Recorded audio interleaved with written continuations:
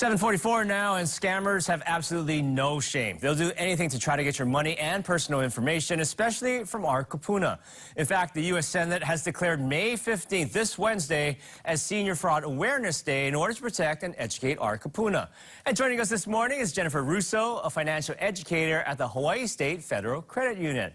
Jennifer, thank you so much for joining us this morning. Thank you so much. Now, what are some of the top schemes and scams to try and get to our seniors? Well, right now we're seeing quite a few scams, but one of the more common scams that we're seeing is the IRS fraud, where scammers actually will reach out to the seniors and then they will claim to be, they'll claim to, I'm sorry. Oh, no, just talk about the IRS scam because you see a lot of it. Yeah, we see quite a bit of it, and they claim to be with the IRS and ask that they owe back taxes, and we're even seeing that they are claiming that with the Kilauea volcanic eruption, and they're saying that they are trying to help the kupuna when they're actually trying to collect data from them.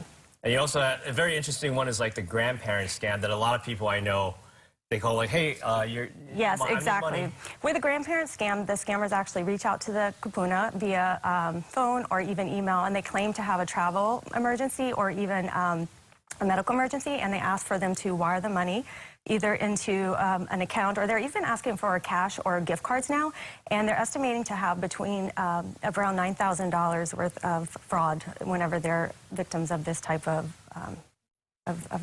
instance. Now, what type of person might try to scam a senior, and what are some of the warning signs that people need to look out for? So typically our elderly, they actually depend on family members and trusted caregivers. So sometimes these can be the folks who actually are the perpetrators, but then it could also be strangers who take on these types of roles.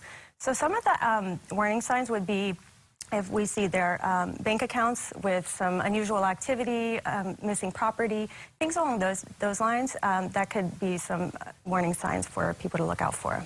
Is it hard for, say, the parents to like wrap their heads around that their family members could actually be stealing, and how common is that? It's actually very common for the family members to be the perpetrators, and oftentimes the elderly don't even know they're being victimized. So it's actually for folks like us at Hawaii State FCU, we're the experts and we know how to identify these types of things when they're happening, so we can help them resolve some of these situations and report it to the appropriate agencies. So what's the whole purpose of Senior Fraud Awareness Day? The purpose of Senior Fraud Awareness Day is really just to bring awareness to this situation. It's such a pervasive problem right now, and the numbers are rising every single year. So we just want to bring awareness to this, and we want to make sure that they have all of the resources available to them should they need it. So we have seminars that we offer on a regular basis. We also have financial resources online on our website. So we just want to keep them in tune with all of the education that we can to hopefully just, again, educate them and make them more aware of the vulnerabilities so that they can protect themselves in the future from these financial frauds. Again, Senior Fraud Awareness Day is this Wednesday, and for more information on fraud and how to protect yourself, just go to our website at kh12.com. Jennifer, thank you very much. Thank very you so informational. Much. Okay, thank you.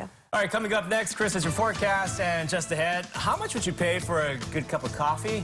We'll tell you about a special brew going for $75 a cup when Wake Up Today continues.